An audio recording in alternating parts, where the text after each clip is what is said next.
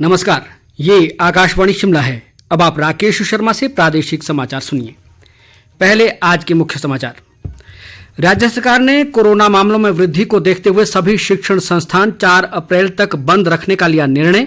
सामाजिक, धार्मिक व सांस्कृतिक कार्यक्रमों पर रहेगी रोक।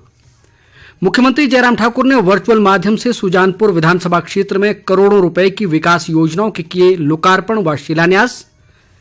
श्रीनगर के लावेपोरा में हुए आतंकी हमले में कांगड़ा जिला के जवान अशोक कुमार शहीद। और प्रदेश में सक्रिय कोरोना मामलों की संख्या 2000 के पार। आज अभी तक कोरोना के 351 नए मामलों की पुष्टि। कोविड मरीजों की संख्या फिर से बढ़ रही है, इसलिए सभी श्रोताओं से अपील है कि कोई भी कोताही ना बरतें। सभी सुरक्षा उपायों का पालन करें और 45 वर्ष से ऊपर के सभी लोग बेहिचक टीका लगवाएं। सुरक्षित रहें और इन आसान उपायों का पालन करें। मास्क पहनें, 2 गज दूरी है जरूरी, सुरक्षित दूरी बनाए रखें, हाथ और मुंह साफ रखें। अब समाचार विस्तार से। प्रदेश में कोरोना के बढ़ते मामलों को देखते हुए राज्य सरकार ने सभी शिक्षण संस्थान 27 मार्च से 4 अप्रैल तक बंद करने का निर्णय लिया है। मुख्यमंत्री जयराम ठाकुर की अध्यक्षता में आज शिमला में हुई उच्च स्तरीय बैठक में ये निर्णय लिया गया।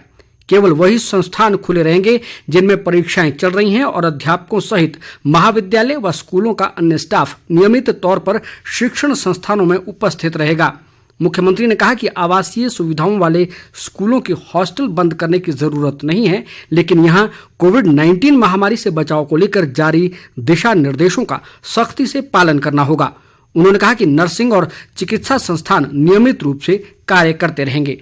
अब की बार पिछले 20-25 दिनों में 220 से आंकड़ा 2000 के करीब पहुंचे, एकदम जो है स्प्रेड हो रहा है। ये हमारे लिए चिंता का विषय है। जो मंदिरों में दर्शन करने के लिए आते हैं वो तो श्रद्धालु दर्शन करें, लेकिन वहाँ लंगर का आयोजन, भजन कीर्तन का आयोजन, हवन का आयोजन जिस प्रकार से करते हैं उस पर फिलहाल रुकना चाहिए। कॉन्टैक्ट ट्रेसिंग पर थोड़ा ज्यादा बल देने के लिए कहा है। टेस्टिंग का सैंपल और ज्यादा तेजी से बढ़ाने के लिए कहा है। इसके अतिरिक्त स्कूल कॉलेजेस में जहां हमारे एग्जाम हो रहे हैं, जिन क्लासेस के हो रहे हैं, बोर्ड क्लासेस के, वहां पर तो अभी तक जो है उस तरह से उसमें रिस्ट्रिक्शन नहीं लगा रहे।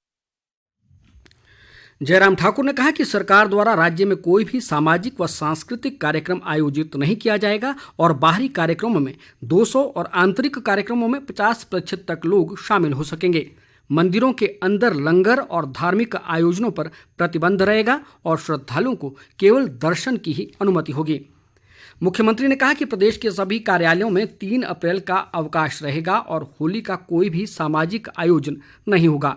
बैठक में ये भी निर्णय लिया गया कि कोविड के पॉजिटिव मामलों और मृत्यु दर को ध्यान में रखते हुए उपायुक्त संबंधित जिलों में अधिक प्रतिबंध लगाने के लिए उचित कदम उठाएंगे। मुख्यमंत्री जयराम ठाकुर ने आज शिमला से सुजानपुर विधानसभा क्षेत्र में वर्चुअल माध्यम से करोड़ों रुपए की विकास परियोजनाओं के उद्घाटन व शिलान्यास किए। इस अवसर पर उन्होंने कहा कि राज्य सरकार ने अपने 3.5 वर्ष के कार्यकाल में प्रदेश के सभी क्षेत्रों में उल्लेखनीय विकास किया है। उन्होंने कहा कि कोविड-19 महामारी में भी राज्य सरकार ने विकास की गति को निर्बाध रूप से जारी रखा है। इस अवसर पर केंद्रीय वित्त राज्य मंत्री अनुराग ठाकुर ने नई दिल्ली से इस कार्यक्रम में वर्चुअल माध्यम से भाग लिया। उन्होंने कहा कि जिन विकास परियोजनाओं के आज उद्घाटन व शिलान्यास किए गए उनसे क्षेत्र के विकास को गति प्रदान करने में सहायता मिलेगी। अनुराग ठाकुर ने कहा कि केंद्र सरकार ने प्रधानमंत्री नरेंद्र मोदी के नेतृत्व में हर वर्ग के कल्याण के लिए कई योजनाएं शुरू की हैं और हिमाचल को कई बड़े चिकित्सा संस्थान दिए हैं। कार्यक्रम में वर्चुअल माध्यम से जुड़े पूर्व मुख्यमंत्री प्रेम कुमार धूमल ने टौणी देवी में तहसील कार्यालय भवन के लिए आभार व्यक्त किया और उम्मीद जताई कि मुख्यमंत्री जयराम ठाकुर के नेतृत्व में प्रदेश कोरोना पर विजय हासिल करेगा। शिक्षा मंत्री गोविंद ठाकुर ने आज शिक्षा की गुणवत्ता और नवाचार प्रेरित प्रशिक्षण को बढ़ावा देने के लिए अरविंद सोसाइटी द्वारा आयोजित राज्य शिक्षा सम्मेलन कार्यक्रम में विभिन्न शिक्षा अभियानों की शुरुआत की। शिमला में आयोजित इस कार्यक्रम में शिक्षा मंत्री ने नवाचारी शिक्षकों और शिक्षा अधिकारियों को सम्मानित करते हुए कहा कि कक्षा में शिक्षा को रोचक बनाने के लिए नवाचारों को आधार बनाकर काम करना बेहद ज़रूरी है। उन्होंने कहा कि इन अभियानों से शिक्षकों और विद्यार्थियों को सीधा लाभ होगा। विधानसभा अध्यक्ष विपिन परमार ने कहा है कि प्रदेश में शिक्षा प्रणाली को सुदृढ़ करने के लिए बजट में 8,024 करोड़ रुपए का प्रावधान किया गया है। वे आज कांगड़ा जिला की राजकीय प्राथमिक पाठशाला डरोह में राष्ट्रीय शिक्षा नीति 2020 पर आयोजित समग्र शिक्षा संवाद कार्यक्रम में बोल रहे थे। विपिन परमार ने कहा कि नई शिक्षा नीति से शिक्षा क्षेत्र में व्यापक व दूरगामी बदलाव आएंगे। उन्होंने अध्यापकों से बच्चों को नैतिक मूल्यों पर आधारित शिक्षा देने का आह्वान किया। इस अवसर पर उन्होंने शिक्षा क्षेत्र में बेहतर योगदान के लिए अध्यापकों को सम्मानित भी किया। श्रीनगर के लावेपोरा में कल शाम आतंकी हमले में कांगड़ा जिला के धीरा उपमंडल के काहन फट का जवान अशोक कुमार शहीद हो गए। शहीद अशोक कुमार सीआरपीएफ में कार्यरत थे। उनकी शहादत की खबर सुनकर इलाके में शोक की लहर दौड़ गई है। कल उनका अंतिम संस्कार किया जाएगा। मुख्यमंत्री जयराम ठाकुर ने अशोक कुमार की शहादत पर दुख व्यक्त करते हुए शोक संतप्त परिजनों के साथ गहरी संवेदनाएं जताई हैं। उन्होंने कहा कि देश के लिए अशोक कुमार के सर्वोच्च बलिदान को हमेशा याद रखा जाएगा। विधानसभा अध्यक्ष विपिन परमार ने अशोक कुमार की शहादत पर दुख जताते हुए शोक संतप्त परिजनों से अपनी संवेदनाएं व्यक्त की। जनजातीय विकास मंत्री रामलाल मारकंडा ने लाहौल स्पीति जिला में चल रहे स्नो फेस्टिवल के तहत आज केलंग में राज्य स्तरीय पारंपरिक तीरंदाजी प्रतियोगिता का शुभारंभ किया। प्रतियोगिता में प्रदेश भर से 7 टीमों ने हिस्सा लिया। मारकंडा ने कहा कि इस उत्सव का मुख्य उद्देश्य लाहौल घाटी की लुप्त हो रही प्राचीन खेलों को पुनर्जीवित करना है। उन्होंने कहा कि जिला की साहसिक व शीतकालीन गतिविधियों को पर्यटन से जोड़ा जाएगा ताकि अटल टनल का लाभ लोगों को मिल सके। मारकंडा ने कहा कि जिला में जनजातीय उत्सव का आयोजन भी किया जाएगा। प्रदेश में पिछले कुछ दिनों से कोरोना मामलों में वृद्धि लगातार जारी है। राज्य में आज अभी तक कोरोना के 351 नए मामले आए हैं, जबकि इस दौरान 128 लोगों ने कोरोना से जंग जीती है। प्रदेश में कोरोना संक्रमण के मामलों की संख्या बढ़कर 61,967 हो गई है। कोरोना के सक्रिय मरीजों की संख्या 2,124 तक पहुंच गई है। प्रदेश में अब तक कोरोना से 1,017 लोगों की मृत्यु हुई है। विधानसभा उपाध्यक्ष हंसराज और नाचन विधानसभा क्षेत्र से विधायक विनोद कुमार ने केंद्रीय वित्त राज्य मंत्री अनुराग ठाकुर से दिल्ली में भेंट की। इस दौरान उन्होंने केंद्रीय मंत्री से प्रदेश से जुड़े विभिन्न विषयों पर चर्चा की। Himachal Pradesh tax bar association Shimla के एक प्रतिनिधिमंडल ने संघ के अध्यक्ष राकेश शर्मा की अध्यक्षता में आज मुख्यमंत्री जयराम ठाकुर से शिमला में भेंट की। एसोसिएशन ने प्रदेश लेगेसी केसेस रेजोल्यूशन स्कीम के तहत आवेदन दाखिल करने की अंतिम तिथि बढ़ाने का मुख्यमंत्री से आग्रह किया।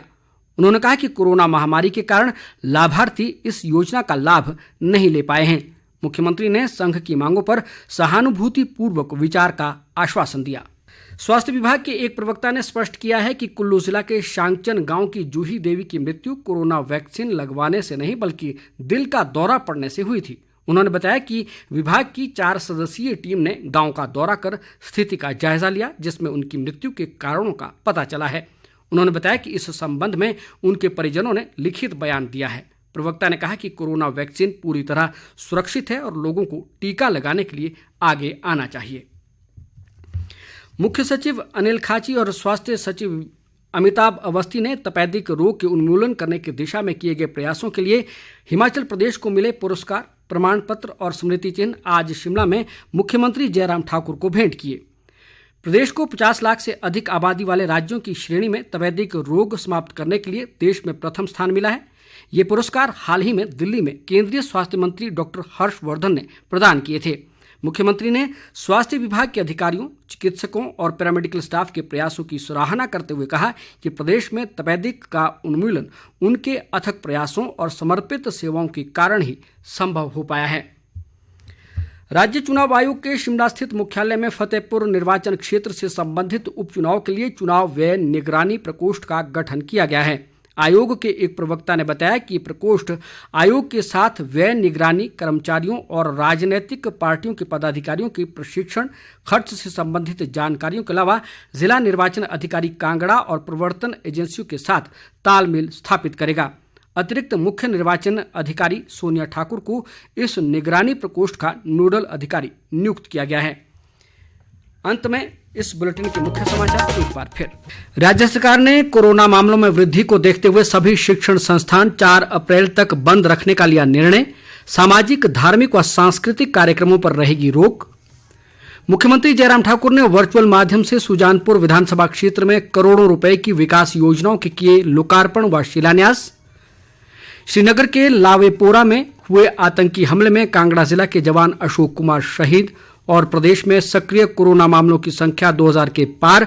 आज अभी तक कोरोना के 351 नए मामलों की पुष्टि।